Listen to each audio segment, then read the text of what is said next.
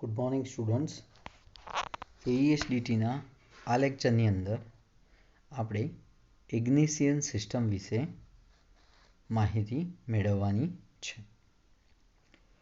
આકૃતિમાં પ્રથમ સ્લાઇડમાં ઇગ્નિશિયન સિસ્ટમનો બ્લોક ડાયાગ્રામ દર્શાવ્યો છે. સૌ પહેલાં ઇગ્નિશિયન સિસ્ટમનું એક ઇન્ટ્રોડક્શન જોઈએ. તો સ્પાર્ક ઇગ્નિશન એન્જિનમાં તેનો ઉપયોગ હવા અને ફ્યુઅલના મિશ્રણને સળગાવવા માટે અથવા તો ઇગ્નાઇટ કરવા માટે થાય છે. ઇગ્નિશન સિસ્ટમ એક એવી ઇલેક્ટ્રિકલ સિસ્ટમ છે જે બેટરી, જનરેટર કે મેગ્નેટોમાંથી કરંટને સ્પાર્ક પ્લગ સુધી યોગ્ય સમયે મોકલે છે. ઇગ્નિશન સિસ્ટમમાં battery, switch, ammeter, distributor, ignition coil, condenser, spark plugs, contact breaker, wire આ બધા વસ્તુઓનો સમાવેશ થતો હોય છે. ઇગ્નિશન સિસ્ટમ મુખ્ય રીતે 3 પ્રકારની હોય છે.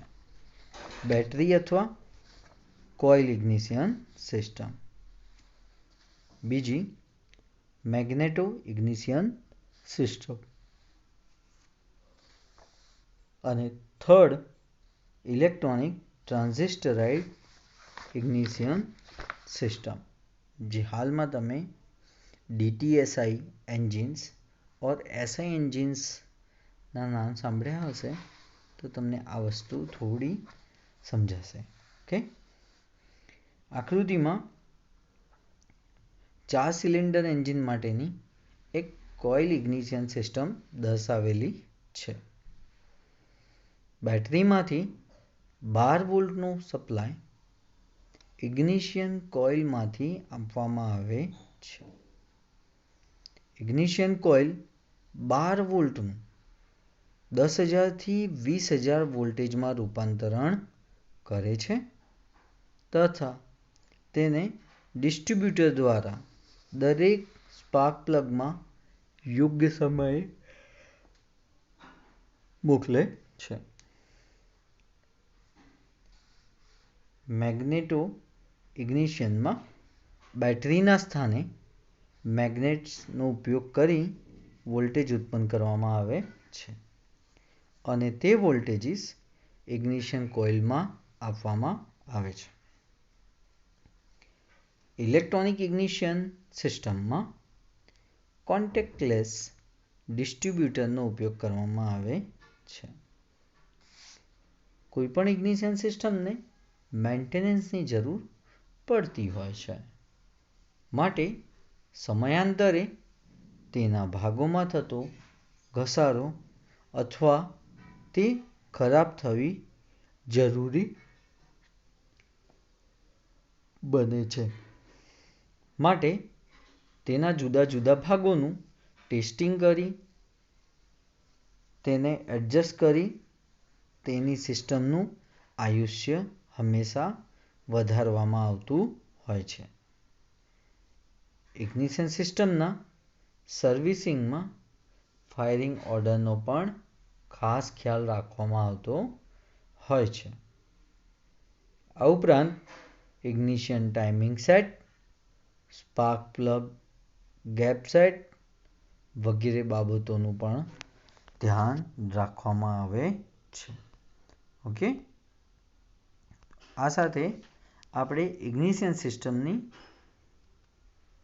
બ્રીફમાં માહિતી મેળવી કે શા માટે ઇગ્નિશન સિસ્ટમ જરૂરી છે. Okay, an ignition system generates a spark or heats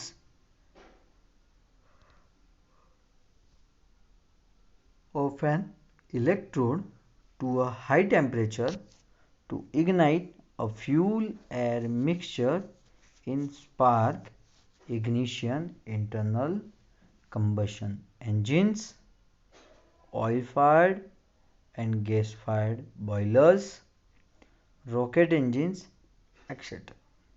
કે ઇગ્નિશન સિસ્ટમ એટલે કે શું કે એવી સિસ્ટમ કે જે સ્પાર્ક જનરેટ કરે. શા માટે? તો કે હાઈ ટેમ્પરેચરે ફ્યુલ અને એરના મિશ્રણને ગરમ કરવા માટે ઓકે જે સ્પાર્ક ઇગ્નિશનની જરૂર પડે છે બરોબર તેને ઇગ્નિશન સિસ્ટમ તરીકે ઓળખવામાં આવે છે જે ગેસ ફાયર્ડ બોઇલર્સ, રોકેટ એન્જિન્સ તથા ઓઇલ ફાયર્ડ એન્જિન્સની અંદર યુઝ થતા હોય છે. ત્યારબાદ જોઈએ ડિફરન્ટ ઇગ્નિશન ફેલિયર્સ. જુદા જુદા ઇગ્નિશન સિસ્ટમના ફેલ થવાના કારણો. એન્જિન બરાબર ન ચાલતું હોય અથવા એર ફ્યુલ મિશ્રણ અને સારું કમ્પ્રેશન રેશિયો હોવા છતાં જો યોગ્ય સમયે સારું સ્પાર્ક ન થાય તો એન્જિન ચાલુ થશે નહીં.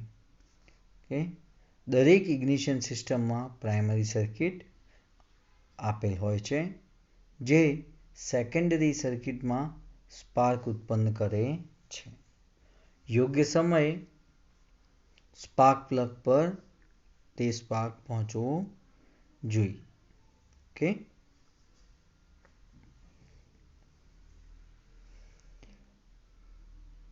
ઇગ્નિશન સિસ્ટમ નિષ્ફળ થવાના એટલે કે ફેલ થવાના મુખ્ય કારણો 3 હોય છે જેમાંનું ફર્સ્ટ કારણ છે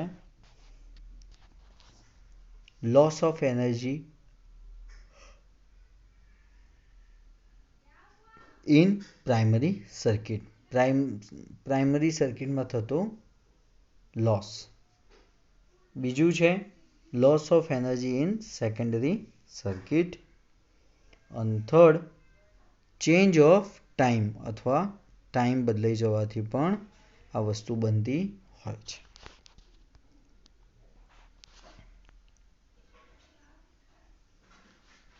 ઓકે આ એક વસ્તુ આપણે ખાસ જોવાની છે કે તેના જુદા જુદા કયા કયા મુખ્ય કારણ છે. Engine quick checking of ignition system. Ignition સિસ્ટમનું તરત જ કઈ રીતે તમે ચેકિંગ કરી શકશો? તો સૌથી પહેલા આપણે તેની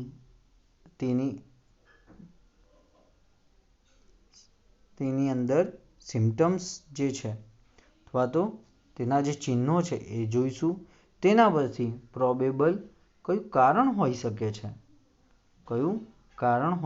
છે તે જાણવાનો પ્રયત્ન કરીશું આમાંથી. અને તે કારણ માટે યોગ્ય સલાહ અથવા કરેક્ટિવ એક્શન્સ કયા લેવાય તે પણ આપણે દર્શાવીશું. જેમાંનું ફર્સ્ટ કારણ છે એન્જિન ચાલુ ન થતું હોય અથવા ક્રેન્ક સ્પીડ ટુ લોડ. એન્જિનને સ્ટાર્ટ થતું જ ન હોય અથવા તો સ્ટાર્ટ થતાં ખૂબ જ ટાઈમ લાગતો હોય. તો આના માટે કારણો કયા? Starting system fault, no spark plugs, wet distributor cap or another spark plug wires, weak coil જે પણ કોઇલ હોય તે કોઇલ વીક હોવી, defective spark plug wires spark પ્લગના જે વાયર છે તે પણ ડિફેક્ટિવ હોવા. ઓકે જો સ્પાર્ક પ્લગના વાયર જ ડિફેક્ટિવ હશે તો ચાર્જ ત્યાં સુધી પહોંચશે નહીં. Faulty hall sender or coil power stage. Then incorrect ignition timing એ તો છે જ. Second last engine mechanical failure. તો એન્જિન ચેક કરવું જોઈએ. ફ્યુલ સિસ્ટમ ફોલ્ટ, સીધા ફ્યુલ સિસ્ટમ. ઓકે, બાકીનાનું પ્રોબેબલ કરેક્ટિવ એક્શન જોઈએ. સ્ટાર્ટિંગ સિસ્ટમની અંદર ફોલ્ટ હોય તો ઇલેક્ટ્રિકલ સિસ્ટમ ચેક કરો.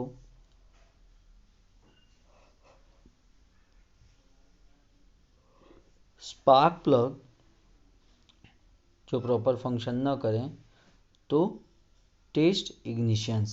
અગેન એવું બને નહીં કે ટોટલ સિસ્ટમમાંથી બધા સ્પાર્ક પ્લગ એકસાથે ગયા હોય. ઓકે, ત્યારબાદ wet distributor cap and spark plug wireless. તો એના માટેની રેમેડીઝ છે remove cap and wires, dry and reinstall the things. Okay, ત્યારબાદ test and replace is needed. જ્યાં પણ તમને લાગતું હોય કે વીક કોઇલ છે તો તેના માટે તમારે જો બદલવી હોય તો તમે તેનું ચેક કરો અને ચેકિંગ કર્યા પછી તેને તરત જ બદલી નાખો. ઓકે, એન્જિન મિકેનિકલ ફેલ્યોર છે, તમે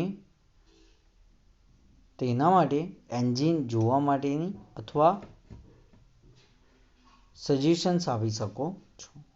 check and adjustment of timing, જો ટાઈમિંગ સાથે કંઈ લેવા દેવા હોય તો તમે તેના માટે ચેક શબ્દ પણ વાપરી શકો છો.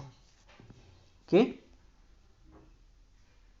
ત્યારબાદ છે engine starts but runs out